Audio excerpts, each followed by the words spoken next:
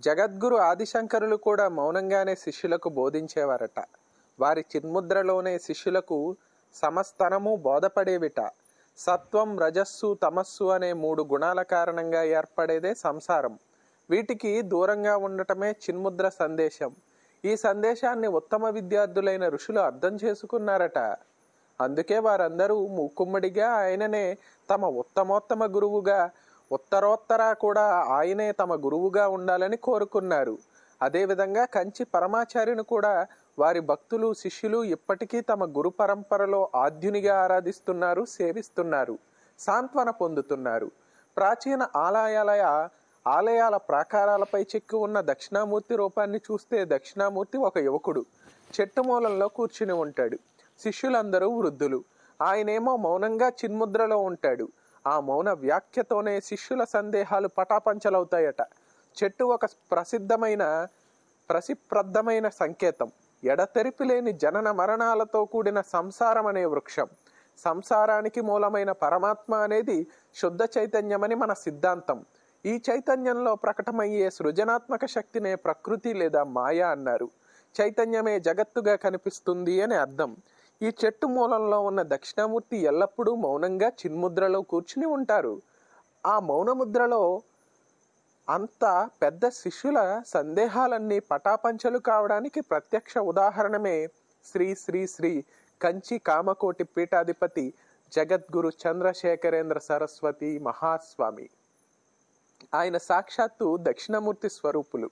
స్వామివారి సన్నిధికి వచ్చి ఆయన్ను దర్శించుకుని తమకున్న కొండంత కష్టాల గురించి ఆయనతో మొరపెట్టుకుని ఆయన అనుగ్రహంతో వాటిని తొలగించుకుని తిరిగి సాధారణ జీవితాన్ని గడిపిన వారు కోకొల్లలు.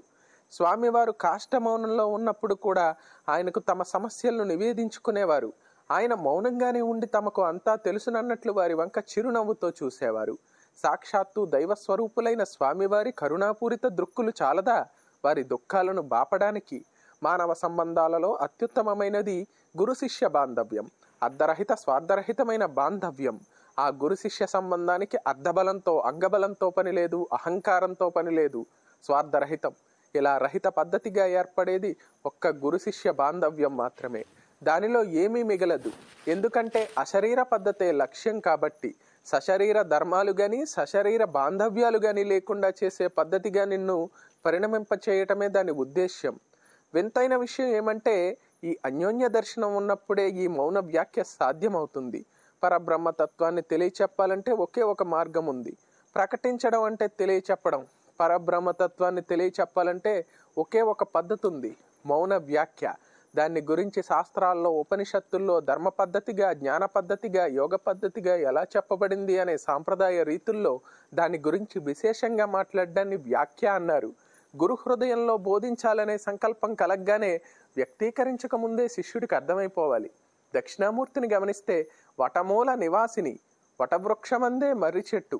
వటవృక్షం దక్షిణామూర్తి సమానం. అశ్వత్థ వృక్షం అంటే రావి చెట్టు. అశ్వత్థ వృక్షం విష్ణు సమానం. పరబ్రహ్మ నిర్ణయాన్ని తెలుసుకోవటానికి ఆ వట వృక్షాన్ని అధ్యయనం చేయాలి, ఆశ్రయించాలి. వట విటపి సమీపే భూమి భాగో విషణ్ణం సకల ముని జనానాం జ్ఞానదాతారం ఆరాత్. ఇటువంటి జ్ఞానానికి అధికారి ఎలా ఉంటాలట? జ్ఞానదాత అంటే సద్గురువే.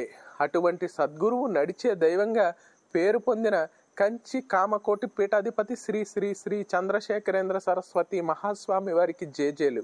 ఆయన సన్నిధిని ప్రత్యక్షంగా అనుభవించిన వారికే కాదు, పరోక్షంగా ఆయన బోధల వల్ల ప్రేరణ పొందిన వారికి కూడా ఆయన జీవన్ముక్త స్థితి, భక్తవత్సలత గురించి బాగా తెలుసు. ఎంతటి క్లిష్ట పరిస్థితుల్లోనైనా తమ అనుగ్రహంతో ఆశీర్వాదపూర్వకంగా మార్చిన కర్మయోగి, జ్ఞానయోగి. గీతాబోధకు ప్రత్యక్ష నిదర్శనం. నడిచే దైవానికి సహస్ర కోటి సటి ప్రణామాలు. సూక్తి బోధ. మీరెలా ఆలోచిస్తే అలాగే తయారవుతారు. బలహీనులని భావిస్తే బలహీనులే అవుతారు. శక్తిని స్మరిస్తే శక్తిమంతులే అవుతారు. ఈ ప్రపంచంలో కష్టమైన పని అంటూ ఏది లేదు. మనకు అదంటే ఇష్టం లేకపోవడం వలన అది కష్టంగా మారుతుందంతే. దూరంగా ఉన్నంత మాత్రాన బంధాలు తెగిపోవు, దగ్గరగా ఉంటే బంధాలు పెరిగిపోవు. ఎదుటివారి మనసులో మనం ఉన్నప్పుడు దూరం దగ్గర అనేవి సమస్యలు కానే కావు. మంచో చెడో ఒక అడుగు ముందుకేయడానికి ప్రయత్నించు. గెలుపైతే ముందుకెళ్ళు, ఓటమైతే ఆలోచన మార్పు చెయ్యి. ఎవరైనా తమతో స్నేహం చేసేవారికి వారి వద్దనున్న గుణాన్నే పంచగలరు. మంచివాడు మంచిని, చెడ్డవాడు చెడును కోపిష్టి కోపాన్ని, అజ్ఞానుడు అజ్ఞానాన్ని, తెలివివంతుడు తన తెలివిని పంచగలడు.